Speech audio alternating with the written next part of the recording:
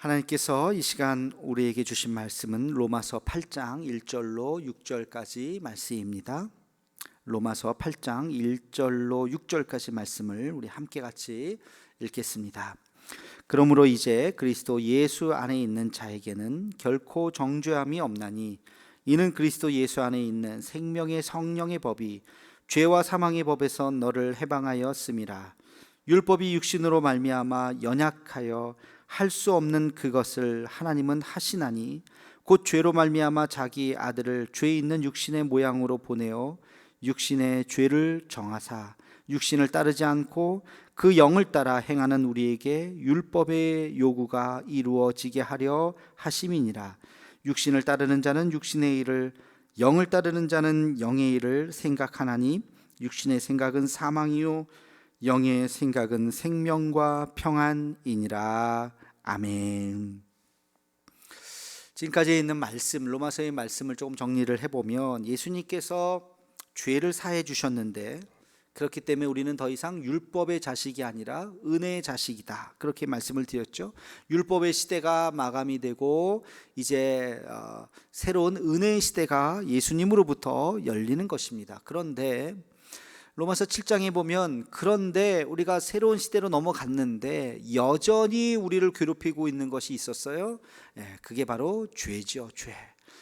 분명히 예수님으로부터 모든 원죄가 사함받고 새 사람이 되었음에도 불구하고, 그럼에도 불구하고 우리 안에 여전히 죄가 있어서 죄의 길로 가려고 하는 그런 인간의 못된 습성이 여전히 남아있다. 그래서 바울 자신도 오호라 나는 곤고한 사람이다 하고 한탄하는 모습을 로마서 7장에서 보았습니다. 그래서 필요한 것이 뭐라 그랬습니까? 신앙 훈련이라 그랬어요. 그렇죠? 신앙을 계속해서 훈련받고 또 훈련받고, 그래서 우리의 성품이 성화될 수 있도록 나아가는 것, 이것이 지난 시간까지 말씀드렸던 이야기입니다. 그래서 오늘 질문에 보면 죄를 이기는 방법이 나오는데 그것이 바로 생명의 성령의 법이 죄와 사망의 법에서 우리를 해방시키셨다. 그 법이라고 하는 것이 두 가지가 있죠. 생명의 성령의 법, 성령께서 함께 하시는 그 법은 우리를 살리는 법이에요. 생명의 법인데 그거에 반해서 죄의 법이 있어요. 사망의 법이 있어요. 그 율법을 따를 수도 없거니와 따르다가 보면 결국에는 죄에 빠지는 죄의 법이 있다는 것입니다. 이 죄의 법에서 성령의 법으로, 생명의 법으로 우리를 옮겨야 된다. 이게 하나님의 예수 그리스도의 은혜이지요. 자, 여기에서 필요한 것이 바로 예수님이십니다. 예수님께서 죄와 사망의 법에서 그리고 생명의 성령의 법으로 옮기시는 그 역할을 우리 예수님께서 하시는 것입니다. 예수 안에 생명이 있는 것이고 예수님을 우리가 붙잡아야 되는 이유도 여기 있는 것이죠. 그래서 죄악된 무리에서 벗어나서 그 율법을 아무리 잡아도 결국엔 넘어지죠. 여러분 예전에 철로역정 제가 한번 말씀을 드리기도 하고 책도 좀 읽으셨죠? 거기에 보면 하나님의 나라를, 선성을 향해서 나아가고 있는데 어떤 사람은 율법으로 나가려고 하는 거예요. 율법으로. 근데 율법은요 계속해서 그 율법을 하나를 지키면 또 하나, 하나를 지키면 또 하나, 결국에는 율법의 산을 넘어설 수가 없는 거죠. 그래서 그 길로 가면 구원이 없다는 거예요. 율법으로는 절대 우리가 구원을 얻을 수 없다는 것입니다. 어서 속히 생명의 법으로 옮겨야 돼요. 성령의 법으로 옮겨야 돼요. 하나님의 은혜의 법으로 옮겨야 돼요. 이것을 옮길 수 있는 그 길이 뭐냐? 예수님을 붙잡고 우리는 생명의 길로 옮겨야 하는 것입니다.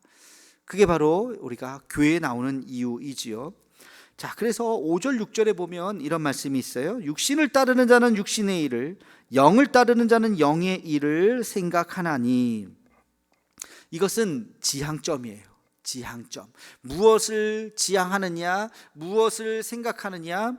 그러니까 육신 안에 빠져 있는 사람들은요, 그들이 생각하는 것들이 결국에는 육신의 향락과 육신의 안위와 육신을 위해서 살다가 결국에는 그 굴레에서 벗어날 수가 없다는 것입니다.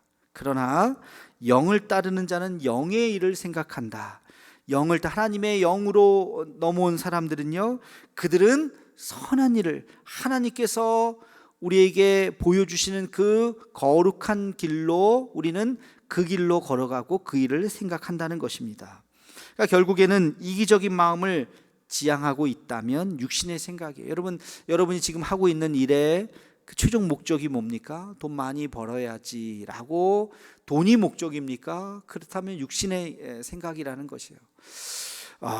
거기에는 생명이 없다는 것입니다. 우리가 생각하고 있는 이 길이 뭔가 정말 많은 사람들에게 복음을 전하고 많은 사람들에게 하나님의 그 생명을 전하는 그 일을 내가 하기를 원한다면, 그 일의 지향점이 거기에 있다면 우리는 이 길을 건너온 거죠. 성령께서 함께 하시는 그 길로 걸어가고 있다는 것입니다. 그래서 저는 가끔 그런 표현을 하죠. 내 마음의 방을 잘 들여다 봐라. 우리 마음에도 방이 있어요. 그리고 내 마음이 걷는 그 동선을 한번 잘 따라가 보면 좋겠어요. 우리가 육신으로 걷는 그 산책로만이 아니라 내 마음의 동선이 지금 어디를 향하고 있는가, 내 이 길의 시작이 어디이고 마지막이 어디 있는가를 잘 생각하고, 내가 지금 마지막 어느 길로 가려고 하지, 그 길이 생명의 길이라면 우리는 이미 하나님의 생명의 길로 건너온 자들이에요. 그러나 내 길 끝이, 바로 이 길 끝이 내 안위와 그리고 개인의 영광을 위해서 우리가 살아가고 있다면, 그렇다면 그것은 사망의 길이라고 하는 것입니다. 욕심에서 시작되고 이기심으로 마무리 짓는 사람들이 이 세상에 얼마나 많은지 몰라요. 나 혼자만을 위해서. 진정한 하나님의 나라는 그 동기가 선할 뿐만 아니라 그 마지막 목표가 하나님의 영광, 주님의 영광을 위해서 우리의 삶을 살아가는 것, 이것이 생명의 성령의 길을 걷는 사람들의 모습인 것입니다. 우리가 예수님을 소유한 자들은 마음이 그렇게 쏠리게 되어 있어요. 그쪽 길로 가게 되어 있어요. 교회를 생각하고 하나님 나라를 생각하고 어떻게 하면 주의 영광을 위해서 살아갈 것인가를 생각하고 복음을 생각하는 그 믿음의 길로 걸어가는 저와 여러분의 삶이 되기를 주님의 이름으로 축원합니다. 기도하겠습니다. 거룩하신 아버지 하나님, 우리가 걷는 이 길의 동선을 가만히 생각해 볼 수 있도록 은혜를 더하여 주옵소서. 혹시 내 이기적인 욕심으로 살아가고 있는 것은 아닌지요? 이 길 끝에서 내가 나의 영광을 위해서, 나의 성공을 위해서 살아가고 있는 것은 아닌지요? 하나님 아버지, 그러한 삶을 멈추게 도와주시고 죄와 사망의 법에서 생명의 성령의 법으로 이동할 수 있게 하여 주셔서 예수님을 따라가며 하나님 이 길 끝에서 주님을 만나고 주의 영광을 위해서 살아갈 수 있는 우리 모두가 되게 하여 주시옵소서. 내가 지금 하고 있는 일의 동기도, 내가 지금 하고 있는 일의 목표도 다 예수 그리스도가 되게 도와주시고, 하나님 남은 인생 주를 위해서 헌신하며 살아가는 우리 모두가 되게 하여 주시옵소서. 오늘 하루도 주께서 우리와 동행하시는 하루가 되기를 간절히 기도하옵고 예수님의 이름으로 기도하옵나이다. 아멘.